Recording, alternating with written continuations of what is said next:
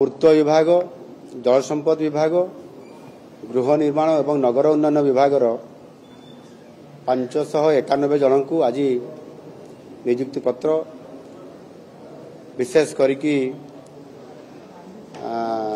Engineering क्षेत्र में यह नियुक्ति प्रदान करा जायछि। यह पूर्वर मध्य आमे विगत दिन मानकरे जो नियुक्ति मेला करिथिलु, जदि ये समस्त को देखा ताहले आम सरकार जो प्रतिश्रुति देइथिले जे आमे 2 वर्ष रे 65,000 जो नियुक्ति प्रदान करिबा आ सेथि मध्यरु आमे आज पाखापाखि 38,000 आज को मिसेला परे आमे सरकारी खाली थिबा पदवी रे आज आमे नियुक्ति समान को देइछु। एणु एथिरु निश्चित भाव में आमे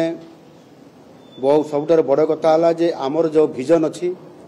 नुआ सरकार आसिला परे 2036 समृद्ध ओडिशा तथा विकसित ओडिशा या साकार करबा पई हेले भित्तिभूमि बहुत बड़ आवश्यकता अच्छी एवं प्रत्येक विभाग जो गुड़िकर भित्तिभूमि निर्माण करिवार बड़ आवश्यकता अच्छी। से आधार रे आमे विशेष करी आमर कैपिटल एक्सपेंडिचर को पूंजी खर्च को आमे प्राधान्य दउछु, जो थिरे कि चलित वर्ष बजेट रे आमर कैपिटल एक्सपेंडिचर होछि 68,000 कोटी 68,000 करोड़। ये स्थिति रे आमे जदि मैन पावर विभिन्न विभाग जो विभाग इंफ्रास्ट्रक्चर डेवलपमेंट भरी गुरुत्वपूर्ण काम अछि आमर सेतिरे आद्य अनेक विभाग रे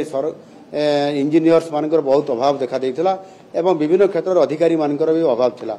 विगत दिन सरकार जेभली भाव में ठिका नियुक्ति माध्यम आउटसोर्सिंग माध्यम प्रत्येक विभाग खाली थिबा पदवी को एडजस्टमेंट करुथिले, ताहा द्वारा भित्तिभूमि निर्माण हो पारिबो नाही एवं ओडिशा